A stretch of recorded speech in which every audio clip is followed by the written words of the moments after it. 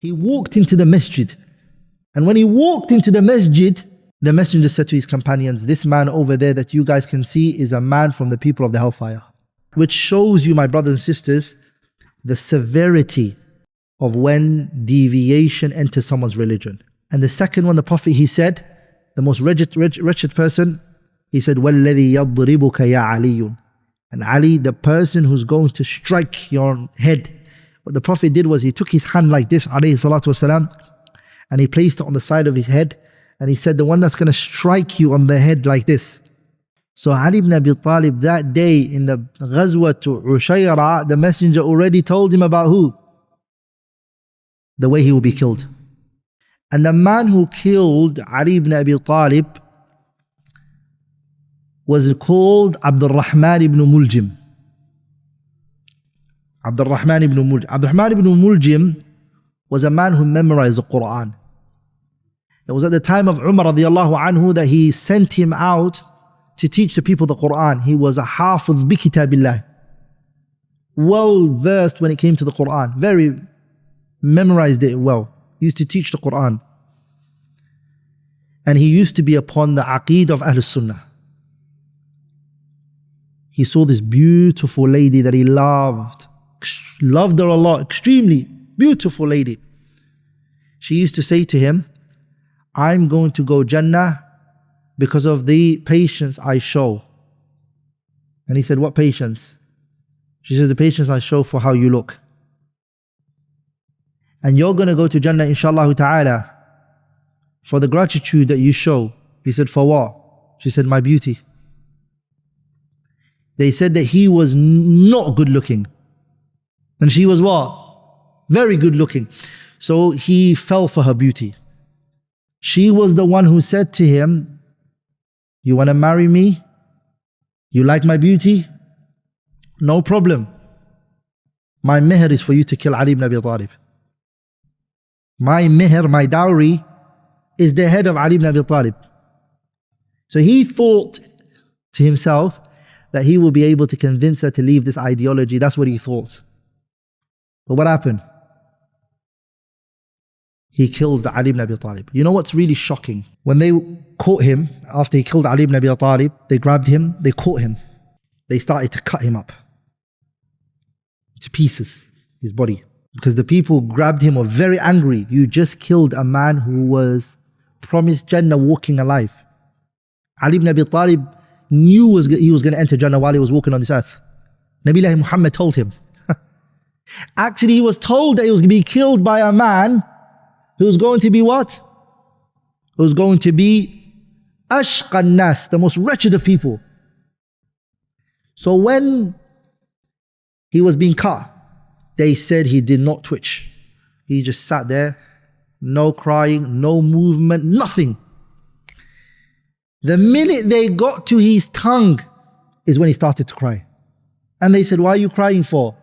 And he said, I am crying because there's going to go there's going to go by a moment where I will not remember Allah. There's going to go by a moment where I won't be doing dhikr because my tongue has been cut off. He was doing dhikr while they were cutting him off. And he had just killed who? Ali radiallahu ta'ala anhu, which shows you, my brothers and sisters, the severity of when deviation enters someone's religion. He will fall under قُلْ هَلْ نُنَبِّئُكُمْ بِالْأَخْسَرِينَ أَعْمَالًا الَّذِينَ ضَلَّ سَعْيُهُمْ فِي الْحَيَاةِ الدُّنْيَا وَهُمْ يَحْسَبُونَ أَنَّهُمْ يُحْسِنُونَ صُنْعًا. When a person deviates, my brothers and sisters, right? Deviates in terms of his religion, he will start to think that the evil is good and the good is evil. Are we all together, brothers? That's what he'll start to realize. Muhammad Nasr al-Marwazi, I read in his kitab Ta'adhim Qadir al-Salah over 10 years ago, he mentioned the story of a man who was one of the figures of the Khawarij. He walked into the masjid. Billahi alaykum, listen to the story. He walked into the masjid. And when he walked into the masjid, the messenger said to his companions, this man over there that you guys can see is a man from the people of the hellfire. They said, Ya Rasulullah, this man is a worshipper. This is the man we used to tell you about. We used to describe him to you. The one we told you how his ibadah and everything is. The Prophet, he said, فَهُوَ مِنْ أَهْلِ النَّارِ. They said, Ya Rasulullah, how? He said, call him. Call him. They went and they called him. When he came over, the Prophet, he said to him, when you walked into the masjid, did you look at every single person who was sitting here and you said to yourself that I am greater than every single one? He said, yes. Who's sitting there? Rasulullah sallallahu alayhi wa sallam and Abu Bakr and Umar and Uthman and Ali. Noble companions are sitting there. He looked at every one of them and he said, all of them, I'm better than them. They're all deviated, they're all, See, so the concept of ghurur, where the person starts to see himself as like something, I've achieved it all, no one else knows it. These steps, when they start to creep into you, you need to be worried. That you forget the senior people of knowledge, Ahlul Ilm, the people who've understood the religion, who've really studied and learned. Their beards have become white, they've aged in this religion. If you start to look at them and say to yourself, yeah, they're all deviated. This is a problem. This is a what? The problem. ولذلك when Ali ibn Abi Talib, when Abdullah ibn Abbas was given permission by Ali ibn Abi Talib. Who gave him permission? Ali gave him permission to go and debate the what? The Khawarij. He said, go and debate them. If you can convince them, Abdullah, what a good thing. So Abdullah ibn Abbas said, Jazakallahu khairan Ali for letting me. Now with your permission, I'm going to go and try to speak to these people. As Abdullah ibn Abbas is coming and he's walking to them, they whisper to each other and they say, don't talk to him. If this guy comes to you guys, don't talk to them. Shh, no one talk to him. Why? He is, who are they referring to? Abdullah ibn Abbas. They're saying he is, about Abdullah ibn Abbas, he is the people in which the verse of the Quran came down regarding. Hey, which verse are they referring to? ما ضربوه لك إلا جدلا بل هم قوم خصمون.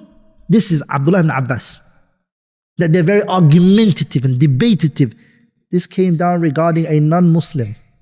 And who are they applying it on?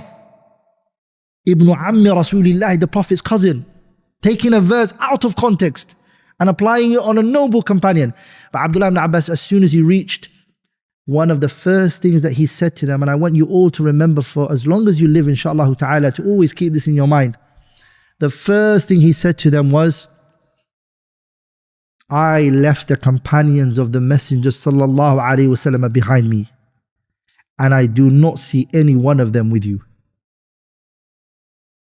Why is none of the companions, the people who studied under Nabiullah Muhammad, why is there not one of them even with you? Sah? Sah? So when you look at people who don't have any relationship with the scholars and the people of knowledge, and they're not connected to the ulama, and they're by themselves, they are the reference point. They go only back to themselves, and they don't go back to the people of knowledge, is something that should what? Scare you. Why? Because one of the things this ummah has been given over the other nations is what? Chain. What is it that made us virtuous over the previous nations? Al-Isnad. Chain. We are able to say this hadith, we can get to the Prophet directly to it. It was this person took from this person, took from this person, took from this person, took from this person to the Prophet sallallahu alaihi wasallam. تسمعون ويسمع منكم ويسمع ممن سمع منكم. Chain, سند. صح؟ إن هذا الأمر دين فانظروا عمن تأخذون دينكم. أما الإسناد من الدين ولولا الإسناد لقال من شاء ما شاء, as Abdullah Mubarak said. The religion is chain. So if someone breaks that chain and says, yeah, I never studied with no shaykh, I got a book and I read it myself and I understood it and I'm sharing it with you, or I Google searched this issue and I'm talking to you guys from Google. This is what? It's a problem. There has to be a what? a chain to the Prophet sallallahu alaihi wasallam. Who did you study with? And who did that person study with? And who did that person study with? Until it goes back to who? Rasulullah sallallahu alaihi wasallam. So that was a side point just regarding the issue of Ali ibn Abi Talib, inshallah ta'ala.